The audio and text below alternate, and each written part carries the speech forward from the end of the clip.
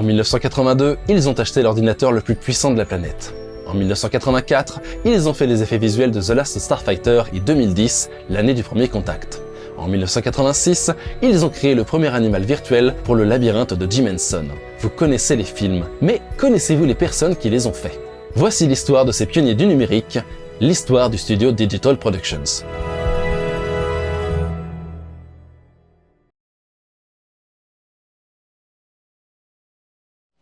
Our involvement, Digital Productions' involvement in producing the images of the moving Jupiter footage for the movie 2010 started with a meeting out at Jet Propulsion Laboratory with Richard Terrell, and I believe Jim Blinn was there, and several people from Digital Productions, including John Whitney Jr. and Gary Demos and myself.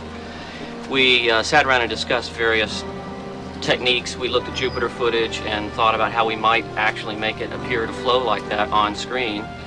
And we rejected various ideas about interpolating the original Jet Propulsion Laboratory data frame to frame, and fractal methods to generate planets that looked like Jupiter, because it was realized fairly early on that what we really were after was motion. We originally started with JPL data, Voyager satellite data, and it turned out to be insufficiently resolved and not enough contrast and detail in those images to achieve the final look that we needed to have for the 70 millimeter projection that was going to be used ultimately for 2010.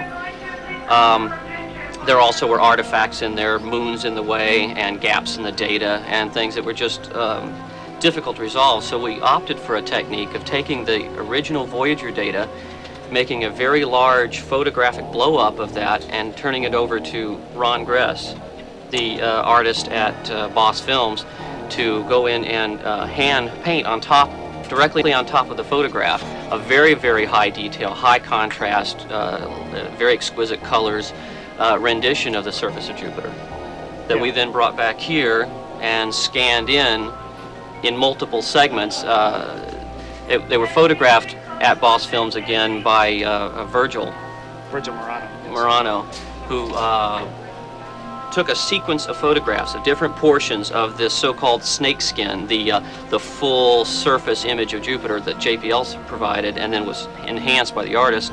Once we had this image, this large snakeskin, we started picking out features on the snakeskin, every cloud feature that we could find on the snakeskin.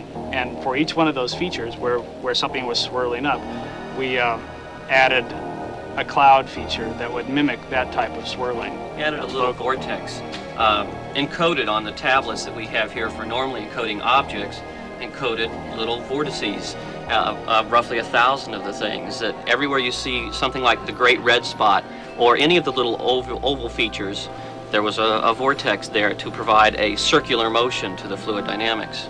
So in some sense we generated an ad hoc wind field over the planet Jupiter at one time. And we combined that along with this image that Ron Gress painted into a texture which we moved frame by frame by decomposing this image, this texture, into a series of little particles or chunks of cloud. 5 to 10 million little chunks of cloud. That we would move every frame by frame according to how the wind field, the flow field on the planet was that we were simulating. And at each and every time step, each and every frame, we would update both the wind field, the vorticity field, and we would update this picture. And we'd end up with a two-dimensional picture that was freshly moved each and every time step, each and every frame, and then mapped onto a sphere. And so what you then have is this image of the spherical, three-dimensional Jupiter whose cloud structures are flowing and moving across the surface. That's right.